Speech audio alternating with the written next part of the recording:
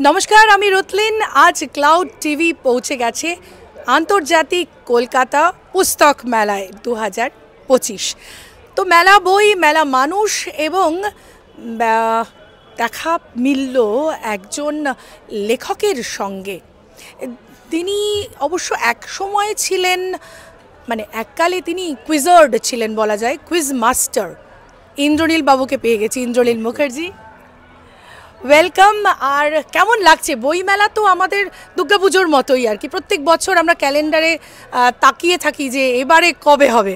তো এখন তো নতুন শব্দ বলা হচ্ছে, বইমেলা হচ্ছে আমাদের কুম্ভ মেলা, ইন্টেলেকচুয়ালদের কুম্ভ মেলা একদম। আর হারিয়ে যাওয়া যেতেই পারে বইয়ের মধ্যে, আমরা ডুবেই থাকি সারা বছর বোধহয়। বাঙালি তো মানে বাঙালির এত মেলার মধ্যেও বই কেউ পড়ে না, লোকে দিনরাত বলে যাচ্ছে এখন আর কেউ বই পড়ে না, তাও বইমেলার ফুটফলস দেখুন।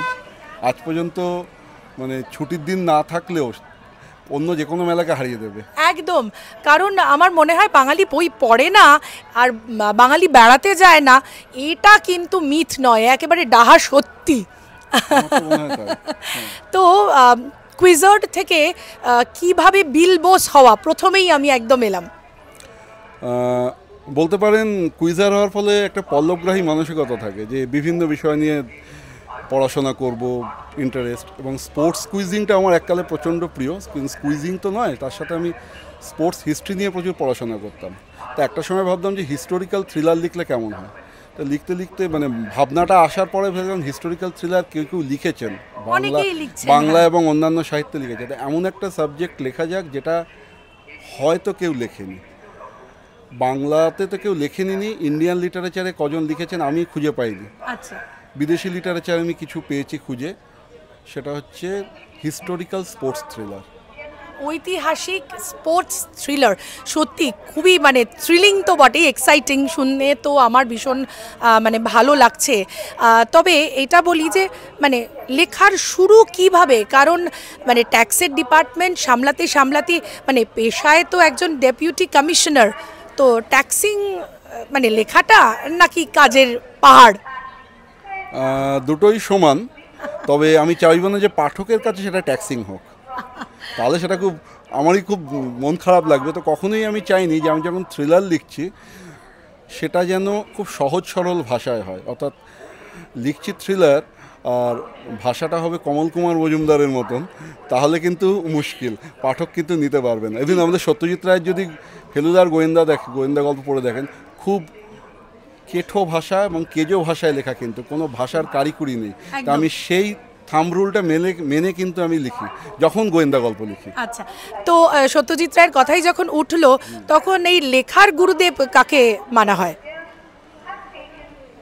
লেখার গুরুদেব যদি বলি আগাথা ক্রিস্টি।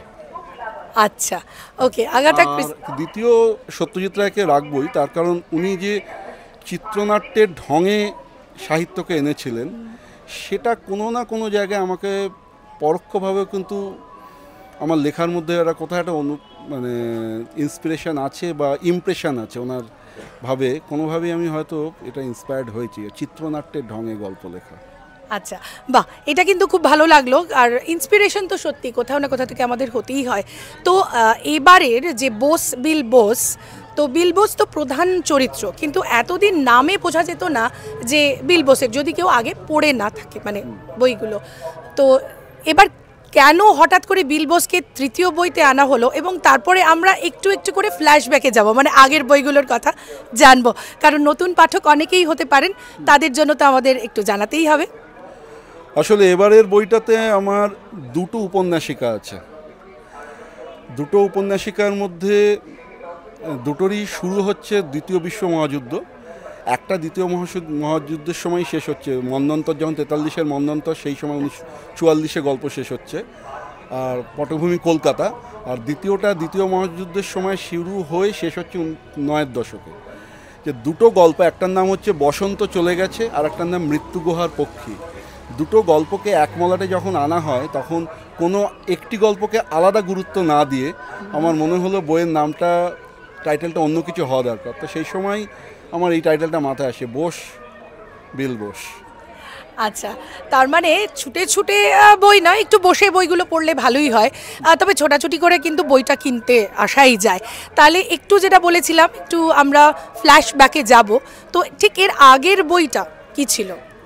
ঠিক এর আগের বইটা ছিল মাকড়সার সোনালী ফাঁস।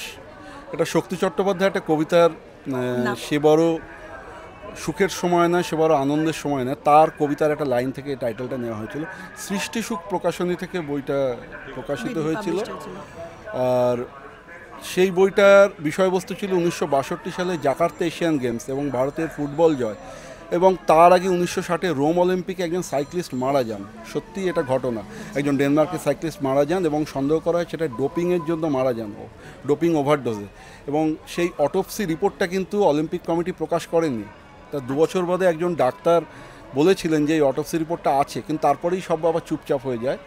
তাকে কিছু ক্ষতিপূরণ দিয়ে মানে বিষয়টা ধামাচাপা দেওয়া হয়। কিন্তু এটা হচ্ছে বলা যেতে পারে ওই প্রথম ডোপিংয়ের ক্রীড়াবিদের মৃত্যু অলিম্পিকের মতো জায়গায়। সেটার পটভূমি নিয়ে 1962 এশিয়ান গেমস, তার রাজনৈতিক পটভূমি, সে সময় কোল্ড ওয়ার, রুশ এবং মার্কিন কোল্ড ওয়ারে সুকর্ণ থেকে সুহার্ত রেজিম পরিবর্তন, তার মধ্যে ভারতীয় চুনী গোস্বামী নেতৃত্বে ভারতীয় ফুটবল গোল জয়, তার মধ্যে কিছু খুনের ঘটনা, ক্ষমতার লড়াইয়ে, যেগুলো এই সাংবাদিক বিল বোস সেখানে উপস্থিত ছিলেন এবং তিনি তার সমাধান করেছিলেন। এটা একটা খুব একটা বিশাল উপন্যাস, প্রায় 55,000-60,000 শব্দ। এখনও সৃষ্টিসুখে পাওয়া যায়। বইটা কেউ সংগ্রহ করতে চাইলে সৃষ্টিসুখ প্রকাশনী থেকে সংগ্রহ করতে পারবেন। কখনো কি একটা সুপ্ত বাসনা ছিল সাংবাদিক হওয়ার? সেটা কি এই লেখক বিল বোসের মধ্যে ফুটে উঠেছে? খেলার ইচ্ছে ছিল, ক্রীড়া সাংবাদিক হওয়ার ইচ্ছে ছিল অবশ্যই। একসময় কলেজে মতিনন্দী কোথাও না কোথাও মনের মধ্যে বাসা বেঁধেছিল। অবশ্যই মতিনন্দীকে আমি মনে করি স্পোর্টস ফিকশনে, বাংলা স্পোর্টস ফিকশনের ভগীরথ। এবং আমি যখন স্পোর্টস পরবর্তীতে রূপক সাহাকেও আমরা পেয়েছি, কালকেতু নন্দী চরিত্রে। আরও অনেকেই লিখেছেন এবং তারা বেশিরভাগ ক্রীড়া সাংবাদিক। অশোক দাশগুপ্ত লিখেছেন। তো আমি মতিনন্দীকে মনে করি স্পোর্টস ফিকশনের ভগীরথ, কিন্তু আমি ওনার জুতোতে পা গলাতে চাইনি, কারণ উনি একটা বেঞ্চমার্ক তৈরি করে গেছিলেন। সেই বেঞ্চমার্কে ছোঁয়া যাবে না, পাঠক পছন্দ করবে না। ওই জন্য আমি আমার সাবজেক্টকে পাল্টেছি স্পোর্টসে, কিন্তু স্পোর্টস থ্রিলার। আবার সেখানেও দেখেছি স্পোর্টস থ্রিলার সারা বাংলা এবং ইংরাজি ভাষায় অনেক লেখা হয়। আমি তাই একটা নতুন সাবজেক্ট পেয়েছি, যেটা এখনও পর্যন্ত পাঠকরা যারা পড়েছেন তারা ভালো বেসেছেন বিল বোস চরিত্রকে। এটা আমি সোশ্যাল মিডিয়াতেও পেয়েছি এবং অনেকেই রিভিউয়ে তাদের ভালো লাগার কথা জানিয়েছেন। সেই জন্য প্রকাশক চাইছেন, এক প্রকাশক থেকে আরেক প্রকাশক থেকে আরেক প্রকাশক চাইছেন, তাই জন্য লেখা।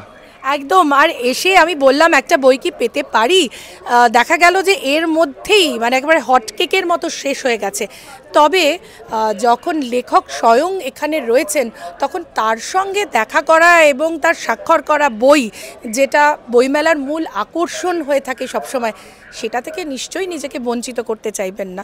তাই চলে আসুন। আর এটা স্টল নাম্বার 131। আমরা এখন রয়েছি প্রজ্ঞা প্রকাশনার সামনে, স্টলের সামনে। এখানে নিশ্চয়ই আসবেন, ইন্দ্রনীল বাবুর সঙ্গে দেখা হবে। আমার মনে হয় শনি রবিবার আসলেই বোধহয় বেশি দেখা হবে, কারণ বাকি সময়ে উনি ওই যে বললাম ট্যাক্সের পাহাড়ের মধ্যে এবং কর্মকাণ্ডে, বিশাল কর্মকাণ্ডে তিনি ব্যস্ত থাকেন। তবে তার মধ্যেও এত সুন্দরভাবে তিনি লিখে চলেছেন এবং আমাদের সকলকে বিনোদন যোগাচ্ছেন। থ্রিলার লেখা সত্যি চারটিখানি ব্যাপার নয়, কিন্তু কখন লেখেন সেটা না হয় আপাতত সাসপেন্সই রইল। পরের বারের ইন্টারভিউতে তার কাছ থেকে জেনে নেব। Thank you so much. নমস্কার।